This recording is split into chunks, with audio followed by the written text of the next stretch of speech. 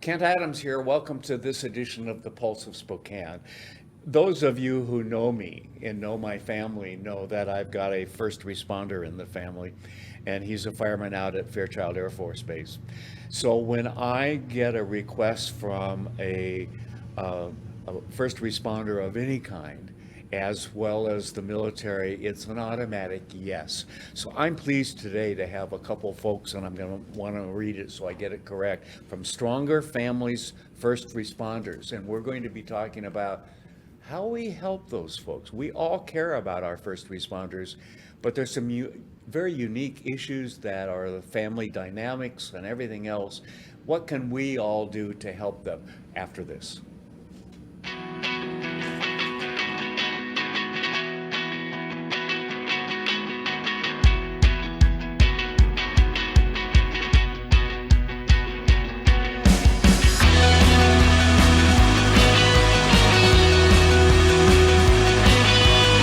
Hello, I'm Parker with Hope Neighborhood Coffee Roasters.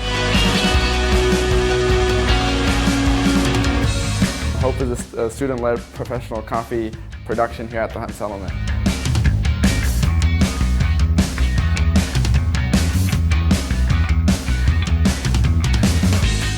To promote cultural awareness through country of origin studies with coffee farmers worldwide. And third, provide a sustainable funding for the Hunt Settlement education program.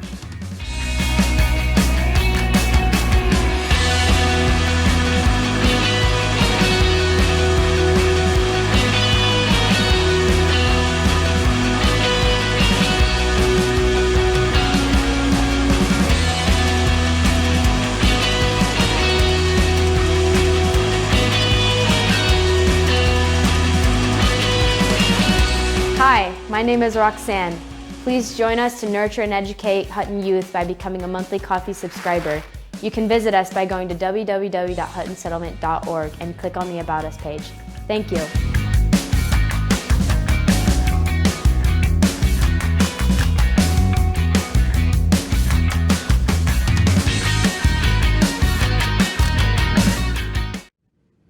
We've all come to understand and appreciate, I think, our first responders, especially the last couple of years and all that they've gone through and so forth.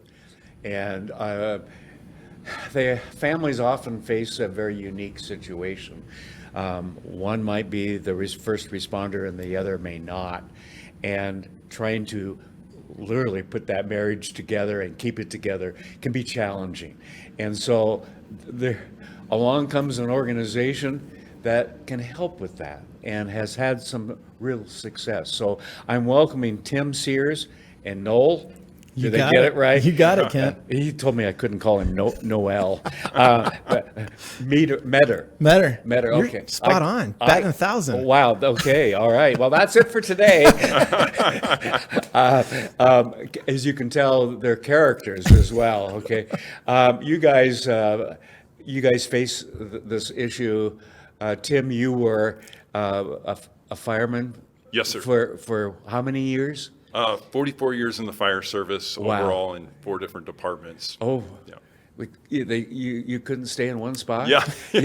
I moved around a little bit. Get rid of you. Let's put him over there. Right. Yeah. I started right. when I was 16. So, yeah. Oh, did you really? Yeah. Gee. As a volunteer. And Noel, how about you? What's your background? Yeah, so my contribution to Stronger Families is my wife and I we develop the programs that are actually being used in the military and with first responders. So I'm not a veteran, not a firefighter. I have a lot of respect and honor. These guys are amazing. And so we feel like our part is getting to come alongside and support them in their relationships. Yes. And it is what I was saying as the open, it is different out there. It's the same with the military, and you started from that in terms of building this program. What are some of the differences? What challenges do firefighters let's take it to firefighters. Sure. What are some of the challenges that you have? Yeah. For all first responders, Yes. it really comes down to the stress. Yes. There's a lot of stress, and there's different types of stress. Okay. We have stress that is on the call, making a decision that we Yes. have to do and that sort of thing. But we're trained. We have good training and we have that available to us to be ready for that call. But still is something that most of us couldn't handle. Some people wouldn't be able to Yeah. handle it, right? But we do have good training, and we're able to go in and do those things. The one thing we don't train on, though, is how to handle that call after the call. Yes, yes. And that's true for all first responders. And probably for the military, not only while they're in, but when they get out. We see the suicide rates and the other kinds of things that just worry me sick, Yeah. honestly. Yeah. And so you saw this program, Yes, sir. and you got, Actually, So- I saw him and said, "Man, you got to get out of retirement," because he had gone into retirement. Man, I'm like, Tim, here's the deal. We need you. welcome to beyond retirement. Yes, Okay. exactly. Yeah. But no, he did. He and his wife had a chance to look at what we had created for the military. Okay. And, our passion has always been, how do we serve our heroes? Yes. And I think what you've already identified, Kent, is that there's this very real aspect of they get the training to go down range and deal with war. They get the training to go out and see the ugly side of life. Yes. But what happens when they come home? And for us, that's what matters the most. How do we make sure that their families are intact, they're succeeding, they're dealing with the stuff that oftentimes all of us have, right? But they have an unusual aspect of the stress that's piled on. They go home to, hi, Daddy, glad you're home. Exactly. A whole different life. Completely. And how do you make that switch? Yep. Because your kids and your spouse expect you to be on their time and on their level. Yep. Okay? And It's that that makes transition phase. Yes, yes. So what did you learn from this to handle that? There was a lot of things. I learned a lot of things. And here's the thing with my wife and I've been married for 27 years, and we almost didn't make it because typical first responders really struggle with, Yes. it's very common for them to go through one or two different, maybe three different marriages. Wow, okay. Or relationships. And we really struggled, and so we read books, and we got involved in different things. We went to different retreats, and we didn't know anything about Stronger Families at that time. Right. But now that I'm retired and I saw the material, we both were like, oh my gosh, we wish we would have had this Yes. when we were starting out with our relationship. Yes. And that's why I decided to come out of retirement and get this out to all first responders. So, Noel, what do you have him doing? Yeah, so I think we have an aggressive 5-year plan to reach 5% of all first responders Nice. in America. Yes. And so In America? In America. We're not, right now we're in Spokane. We've got some exciting things that are coming up tomorrow and the next couple of months here. Yes. But we just have a passion. We see the need and we would want to respond to it. So Tim's on the front lines of helping us connect with departments, create the connections with the agencies that ultimately would say yes to, man, we need more wellness training. We need Yes. retreats for our couples. Yes. We have 2 swim lanes. We have one that is the couple side. Okay, yes. And then we have another one that is what we call a wellness block training. Okay. And there's 6 different blocks in that training. Okay. And they talk about conflict. They talk about this transition, how to Yes. make transitions. Right. Different topics like that. They're 90-minute segments. And so it's very easy for a department to have their people do it, and we're able to do it either in person Okay. or virtually. Yeah, welcome to today. Exactly. Exactly. And so The we're new able to normal. reach more people. Yes. And so we have these wellness block trainings that are for the department to help with the communication amongst themselves and when they go home. So as part of your job here in Spokane and other areas that you work in, to help train people to kind of take this on and work with it? Yes, sir. A lot of people don't know about it. A lot of agencies don't know about it right now because it's brand new for Okay. the first responders. Okay. And so we're actually here for a conference. It's a first responder wellness Something that's tomorrow, conference. right? Yeah, exactly. Yeah, and Sean Thomas is the organizer of that, and we're one of the guest speakers there. And we're going to Nice. be doing one of our block trainings. Okay. And there's going to be about 350 people. Wow. At that. It's up there at the Northern Quest Casino. Okay. And so we're one of the guest speakers, and we're going to do a 90-minute talk on leading from your strengths. Yes. And we'll go through a personality, assessment and that sort of thing, and people will understand what their strengths are. Yes. Also, in their team as well. Okay. So yes. to understand that you have a strength and my strength is different and his is even more different than that. Right. And how do we put those together to make a better team? Oh, I've got to ask, Noel. Yeah. You're from Texas. Okay. No, originally from here, just recently transplant to Texas. Okay, yeah. well, like everybody else, they're all going to. It's a mass exodus. Yeah, it is. Texas and Tennessee. In some ways, right? Yeah. You mentioned throughout the country. Yeah. Where are you now? I mean, where did you start, Yeah. and where are you now, and when will you be in all 50 states? Yeah. I'm looking for an answer. Oh, we're, yeah. we're recording. Yeah. Absolutely. We'll hold him to it. Yeah, absolutely. Don't share this with the board. He's going to hold it to me. So, it's been a remarkable journey. 12 years ago, we started this, and actually we started at Joint Base Lewis McChord right here in our backyard. Okay. And, when something works in the military, they quickly say, how do we accelerate that? Yes. And over the journey, we're now on 76 installations in Really? 34 states. Wow. And we've had 60,000 military couples who have gone through, whether it's a retreat or a workshop, helping them. And we were just like, you know what? We can't miss out on this opportunity to step in and serve our first responders. So this year alone, Tim's already been able to, we've moved to Alaska and had stuff happening up there, Wow. Boise, here in Spokane. So Yeah. We're gonna it's be accelerating. We're going to be going to Boston. Okay. We're going to be going to Georgia, Atlanta, Georgia. Yeah. And Okay, as somebody who was a fireman for a while in the fire service, yes, sir.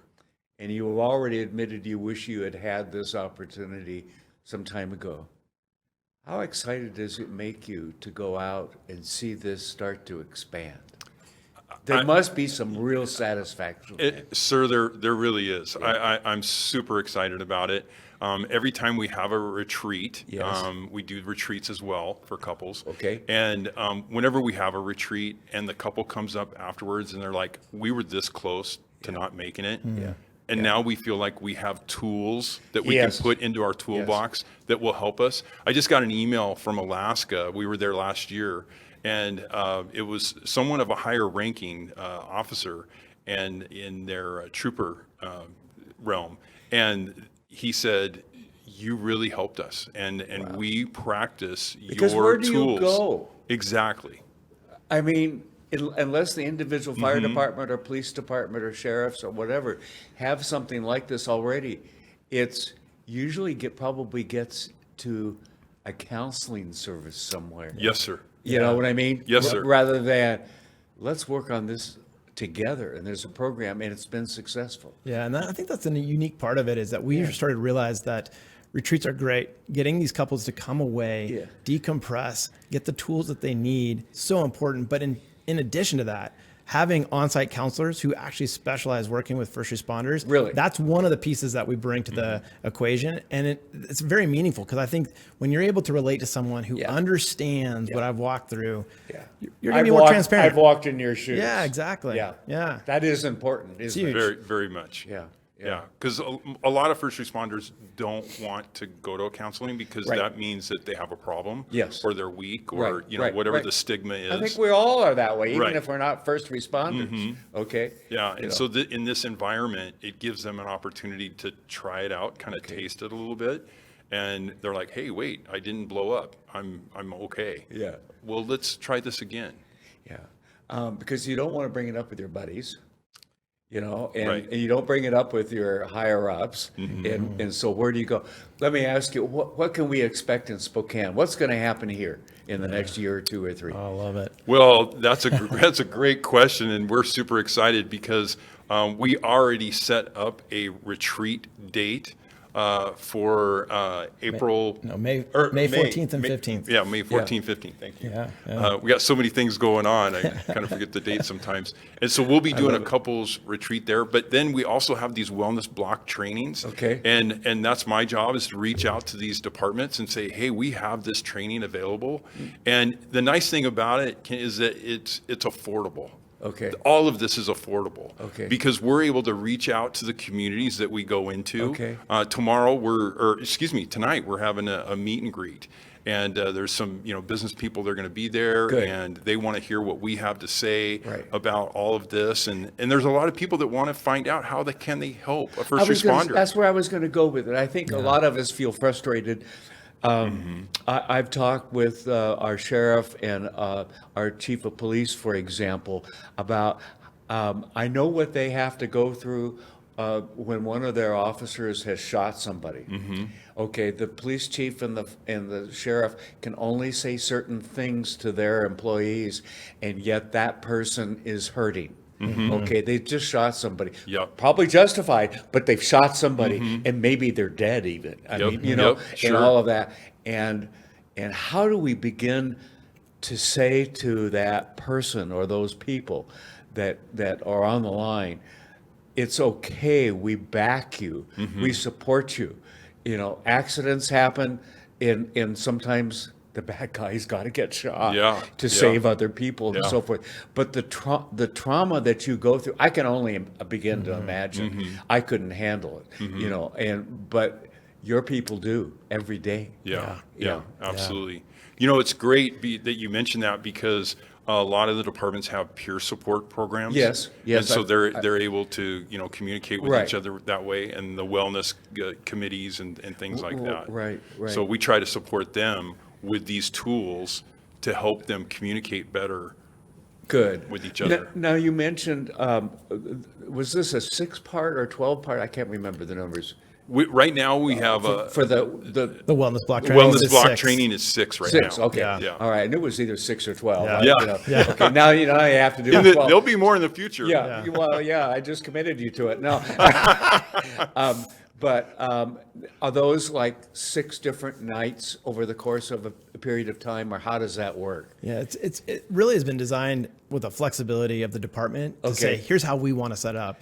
We have some departments that said, What their shifts are, everything else. yeah, like let's do 6 over the year, right? And so they're scheduling them out over an entire year. Others are like, let's knock them out in a weekend and let's just, you know what I mean? So it really depends on how they want to do it. But I think for us, we found the value of having something that's repeatable. Yes. The idea of coming and doing a weekend retreat and then leaving, we think that's a flawed model, because ultimately you're not creating sustainability locally for them to have You the got to take support. it with you. Yeah. So for us, it's really important that the agencies that we work with, they get trained in this so they can continue to offer this once, I'm back in Texas. So are you talking to police departments, fire departments, and others? How are you getting the word out over the next few Correctional months? officers also. Correctional, I forget about them. Oh, yeah, don't forget about Their them. stress is a whole different. Yes, sir. Yes. Yeah. And dispatchers, they have a lot of stress as well. Oh, my gosh, yes. I mean, because they don't really always find out what the end results are. Yeah, they're getting the panic call. Exactly. Yeah. Yeah, so the way we get the word out, it really is word of mouth. Part of what we're doing tomorrow, we're speaking on the stage. 350 first responders are going to be there from all parts of the state. Okay. Yeah. They're going to learn about what we're doing. And then, like Tim said, our model's unique in the sense that we're a nonprofit. So we have supporters who are, hey, there's certain departments, they don't have the funds. They're going to cover that for them. And so we're able to really accelerate this because of the generosity of others. I think you'll see that in Spokane because we care about our people here. We really do. We really, yes, we're a metropolitan area and all of that, but we are a town. Yeah. Okay. My son went to Whitworth. He played basketball there at Whitworth, and so we were in Spokane for 4 years. Oh, sure. And, Well, Connor over there working the board just graduated from Whitworth. Oh, go Bucks! Yes, Go yes, Bucks! Yes. So this has kind of been Whitworth week in a way. So That's awesome. Good. What have I left out? What do the people need to know? How can they get in touch with you? Yeah, it's strongerfamilies.com. Okay. You're You're on the web. We're on the web. Facebook. Facebook, Instagram. Yeah, all those. LinkedIn. I just discovered LinkedIn. Okay. I'm learning. I'm He's sorry. running hot. I'm sorry for you. They already blocked me. Yeah. But yeah, no, I think, strongerfamilies.com/first responder. Okay. If you go to our website, there's a lot of ways for us to connect with you. Yes. But And you can email me directly if you want to. Okay. Yeah. Okay. It's tim.sears Okay. at strongerfamilies.com. Okay. All right. .org. Or .org. I'm sorry. Yes, I know. .org. I know. Sorry. All these. There's so many of the end things. These Right. edu. Yes. And, Yeah. I've given up. Anyway, thank you for what you're both doing. Okay. Thanks for having us on. Thank This you is for letting us important. come, Kent. Thank You're going to save lives. As others are saving lives out there. So, and I would encourage our audience, get in touch with these people. If you got a few bucks, you might throw it into the kitty, because as a father of a fireman, I know what they go through, okay? And there are other, not just firemen, but police and our sheriff's department and corrections and so forth, that face the kinds of jobs that some of us have no idea really what they're like and what you have to go through. So thank you, Tim, and thank you, Noel. Did I get it right? You got it, man. All You right. did. I think I got through the program okay. I Absolutely. didn't call you Noel but once when I meant to. Hey, I still respond to it, so we're good. We're good. It was Thank you. good. Thank you very much, guys, and keep up you. the good work. Thank and you so thanks for much. watching. See you next time on The Pulse.